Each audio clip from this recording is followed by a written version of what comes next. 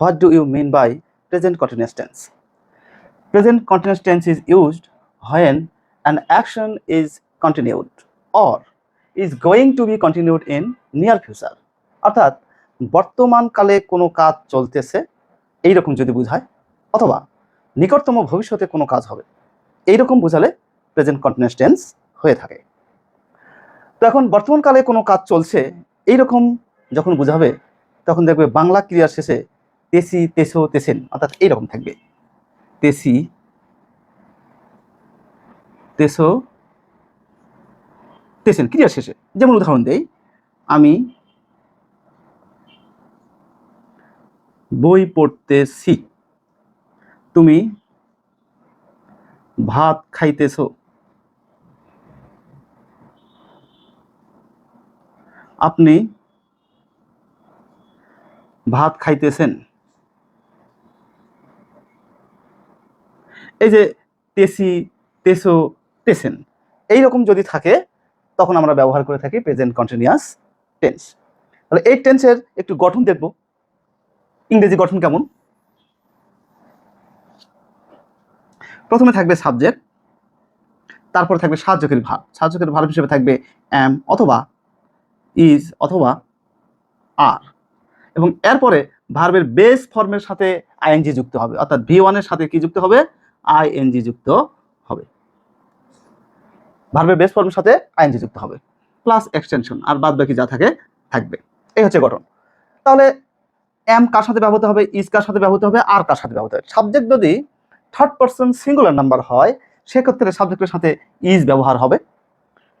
Subject যদি first person singular number হয় তাহলে এম ব্যবহৃত হবে, আর বাকি সবার সাথেই আর ব্যবহার হবে। যেমন আমরা দুই একটা উদাহরণ দিই, যে আমি বই পড়তেছি লিখছিলাম, তাহলে আই অ্যাম রিডিং আ বুক। আমি একটি বই পড়তেছিলাম, আমি একটি বই পড়তেছি। এখানে যদি আই না থেকে subject third person singular number হয় হি, তাহলে he is reading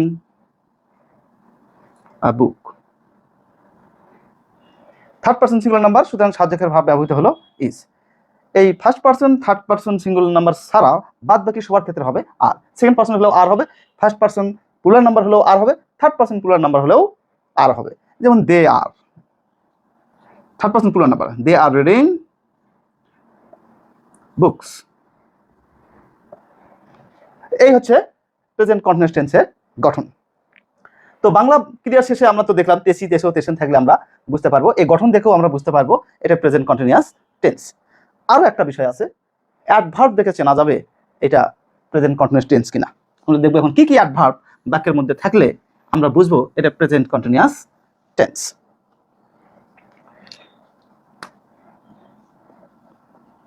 adverb, noun, now adverb যদি থাকে, অ্যাট দিস মোমেন্ট,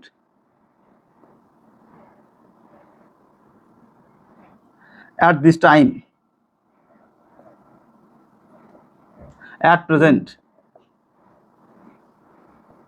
স্টিল, এইরকম যদি অ্যাডভার্ব কোনো বাক্যের মধ্যে থাকে তখন আমরা বুঝতে পারি যে এটা হচ্ছে প্রেজেন্ট কন্টিনিউয়াস টেন্স। পরীক্ষায় কিন্তু এইভাবেই আসে যে ফিল ইন দ্য গ্যাপস, অর্থাৎ এই ফিল পূরণ করতে বলে, তখন একটা সেন্টেন্স দিয়ে বলে এটা পূরণ করো, আমাদেরকে তখন ধরতে হবে এটা কোন টেন্সের আন্ডারে পড়ছে। আমি একটা উদাহরণ তোমাদেরকে দিচ্ছি, বিভিন্ন পরীক্ষায় আসছে সেটা। হি ব্র্যাকেটের মধ্যে ছিল write a letter, he write a letter his father now, his father now. দেখো একটা সেন্টেন্স, এখানে হি ব্র্যাকেটের মধ্যে দেওয়া আছে রাইট, তারপর কি আছে এ লেটার হিজ ফাদার নাও। এখন এটা কোন টেন্সের আন্ডারে পড়ে কেমনে তুমি বুঝবা? তাহলে এখানে বোঝার উপায় হচ্ছে এই যে নাও অ্যাডভার্ব, এই অ্যাডভার্ব দেখে we have understood this sentence is present continuous tense। তাহলে প্রেজেন্ট কন্টিনিউয়াস টেন্সের আমাদের গঠন কি আমরা একটু আগে দেখেছি, যে সাবজেক্টের পরে সাহায্যকারী ভার্ব হিসেবে am is are বসে। তাহলে এটাই সাবজেক্ট যেহেতু থার্ড পারসন সিঙ্গুলার নাম্বার, তাহলে এখানে একটা সাহায্যকারী ভার্ব বসবে is। তাহলে কি হবে, he is writing a letter to his father town. তাহলে এটা দেখে আমরা ক্লিয়ার হইলাম। আর একটা উদাহরণ দিই, এটাতে অ্যাডভার্ব দেখে ক্লিয়ার হইলাম, গঠন দেখেও আমরা বুঝতে পারবো যে এটা প্রেজেন্ট কন্টিনিউয়াস টেন্স কিনা। যেমন দ্য প্রাইসেস, এটা বিশেষ পরীক্ষায় আসা প্রশ্ন, দ্য প্রাইসেস অফ রাইস আর কিছু ছিল না, এভাবে ছিল, এটা সম্ভবত 28তম বিসিএস ছিল। দ্য প্রাইসেস অফ রাইস আর ড্যাশ। এখন কি হবে? আমি দেখতে পাচ্ছি এখানে subject the prices of rice, তারপর একটা সাহায্যকের ভার্ব দেওয়া আছে আর, এই সাহায্যকের ভার্ব আর কার? প্রেজেন্ট কন্টিনিউয়াস টেন্সের। তাহলে এখানে একটা ভার্ব থাকবে এবং ভার্বের সাথে আইএনজি যুক্ত হবে। তাহলে নিচে বলা আছে যদি রাইস হতো তাহলে রাইজিং, এই উত্তর হবে the prices of rice are rising, তার মানে চালের দাম বা ধানের দাম কি হচ্ছে? বৃদ্ধি পাচ্ছে। তাহলে এখন এটা বর্তমান কালে কোনো কাজ চলতেছিল তার উদাহরণ হয়ে গেল। এখন যদি বলা হয় নিকটতম ভবিষ্যৎ, going to be continued in future, near future, এইরকম যদি হয় যে আমি আজ ঢাকায় যাচ্ছি বা ঢাকায় যাব, আমি আজ ঢাকায় যাব, এটা নিকটতম ভবিষ্যৎ, এর ইংরেজি হবে I am going to Dhaka today, আমি আজ ঢাকায় যাচ্ছি, এরকম টাইপের হবে, অর্থাৎ এগুলো নিকটতম ভবিষ্যৎ। আমি আজ রাতে খুলনা যাচ্ছি, I am going to Khulna tonight, নিকটতম ভবিষ্যৎ হলে এটা প্রেজেন্ট কন্টিনিউয়াস টেন্সের ফর্মে হয়ে থাকে। তো এখন একটু আমরা এর ব্যতিক্রম দেখব। যেমন ধরো এইরকম একটা প্রশ্ন আছে, হি ব্র্যাকেটের মধ্যে বিলিভ মি নাও, কি হবে তাহলে এই ব্র্যাকেটের মধ্যে এই ভার্বটার চেঞ্জটা কি হবে? আমরা তো এখানে একটা অ্যাডভার্ব দেখতেছি নাও, একটু আগে বলছিলাম অ্যাডভার্ব যদি নাও থাকে তাহলে সেটা হবে প্রেজেন্ট কন্টিনিউয়াস টেন্স। তাহলে সে অনুযায়ী হওয়ার কথা, এই অ্যাডভার্ব অনুযায়ী এটা কি হওয়ার কথা? যে he is believing me now, এটা হওয়ার কথা। কিন্তু কিছু কিছু এই ভার্ব আছে যেগুলার কন্টিনিউয়াস ফর্ম হয় না, তার মধ্যে একটা বিলিভ, সুতরাং এটা হবে না। কি হবে তাহলে? উত্তরটা হবে আসলে হি বিলিভস, প্রেজেন্ট ইনডিফিনিট ফর্মে হবে, হি বিলিভস মি নাও, এটা রাইট। এটা কিন্তু রাইট নয়, কারণ এই ভার্বের কন্টিনিউয়াস ফর্ম হয় না। তাহলে এখন একটু আমরা দেখি কোন কোন ভার্বের আসলে কন্টিনিউয়াস ফর্ম হয় না, ওইটা একটু মনে রাখার চেষ্টা করলেই আমাদের সমস্যার সমাধান হবে। এখন আমরা দেখব কোন কোন ভার্বের কন্টিনিউয়াস ফর্ম হয় না, সেই ভার্বগুলো একটু আমরা দেখব।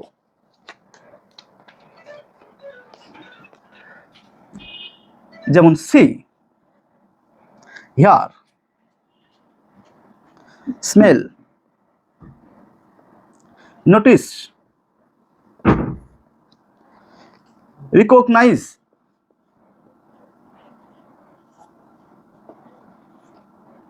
appear, look, seem, want, wish, desire, feel, like, love, hate, hope, refuse, think, এই ভার্বগুলো দেখতেছি, এগুলো কিন্তু কন্টিনিউয়াস ফর্ম হবে না, এর জন্য লিখে দিচ্ছি, তোমরা একটু লিখে মুখস্থ করে দিবা যে এই ভার্বগুলো কখনোই কন্টিনিউয়াস ফর্ম হয় না। সাপোজ, বিলিভ, যেটা একটু আগে উদাহরণ দিলাম, believe, agree, consider, trust, prefer,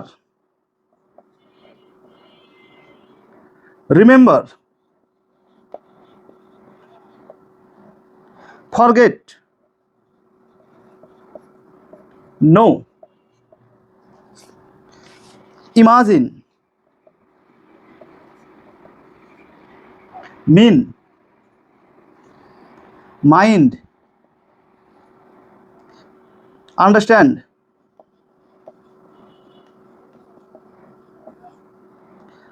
own, have, belong to, contain, be, consist of। মূলত এই ভার্বগুলোর সাথে কখনো আইএনজি যুক্ত হয় না, অর্থাৎ এটা প্রেজেন্ট কন্টিনিউয়াস টেন্সের ফর্মে এগুলো পড়বে না। এই ওয়ার্ডগুলো আমাদের একটু মুখস্থ রাখতে হবে, যখন দেখবো যে এইরকম ওয়ার্ড এসছে বা ভার্ব এসছে এগুলোর সাথে কিন্তু আইএনজি যুক্ত হবে না। তবে কিছু কিছু ক্ষেত্রে ব্যতিক্রম ঘটে, আমি একটু উদাহরণ দিয়ে দেখাচ্ছি তোমাদের। আমি এটা মিশিয়ে দিলাম।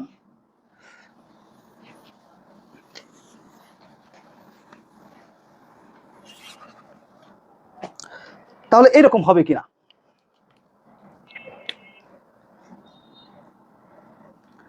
I am seeing a bird, এটা কি হবে? নো, এটা হবে না, কারণ সির সাথে আইএনজি যুক্ত হয় না। কি হবে? I see a bird, এটা প্রেজেন্ট ইনডিফিনিট ফর্মে হবে। He is feeling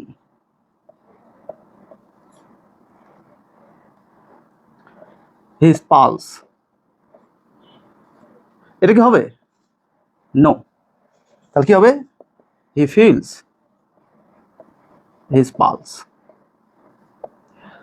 এটা ঠিক আছে। তাহলে এটা ঠিক হবে, এরকম কিন্তু হবে না। তবে কিছু কিছু ক্ষেত্রে আবার ব্যতিক্রম ঘটেও, যেমন আমি দেখতেছি তো দেখতেইছি, এইরকম যদি হয় তখন কিন্তু আবার এই আইএনজি যুক্ত হয়। যেমন ধরো যে I am seeing and seeing, আমি দেখতেছি তো দেখতেইছি, এটা কিন্তু আবার ঠিক হয়, ব্যতিক্রম। আবার যদি তুলনা করা বোঝায় তখন কিন্তু আবার আইএনজি যুক্ত হয়। যেমন ধরো ফিলের সাথে আইএনজি যুক্ত হতে পারে যদি তুলনা করা হয়, যদি কম্পারেটিভ সেন্টেন্স হয় আর কি, যে are you feeling better today, are you feeling better, are you feeling better today, তখন বলবে হ্যাঁ yes I am feeling better.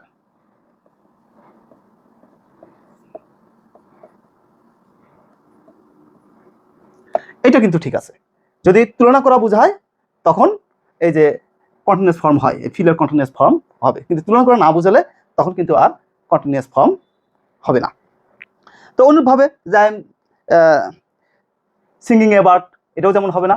I am feeling বা he is feeling his pulse, এটাও যেমন হবে না। যদি তুলনা করা বোঝায় সেই ক্ষেত্রে একমাত্র এই ভার্বের সাথে কি হবে? আইএনজি যুক্ত হবে। এছাড়া আর কখনোই ভার্বের সাথে এই ভার্বগুলোর সাথে আইএনজি যুক্ত হবে না। তো আশা করি তোমরা প্রেজেন্ট কন্টিনিউয়াস টেন্স সামান্য ধারণা হলেও বুঝতে পেরেছো। প্র্যাকটিস করতে থাকো। আর যে কোনো বিষয়ে ইংরেজিতে ফ্রি হ্যান্ড লেখা বলো, ভালো রেজাল্ট করতে চাও সেটা বলো, তোমাকে কিন্তু এই টেন্স সম্পর্কে ভালো ধারণা রাখতেই হবে। প্রতিনিয়ত প্র্যাকটিস করো, ইনশাল্লাহ টেন্সের ভয় থাকবে না। ধন্যবাদ সবাইকে।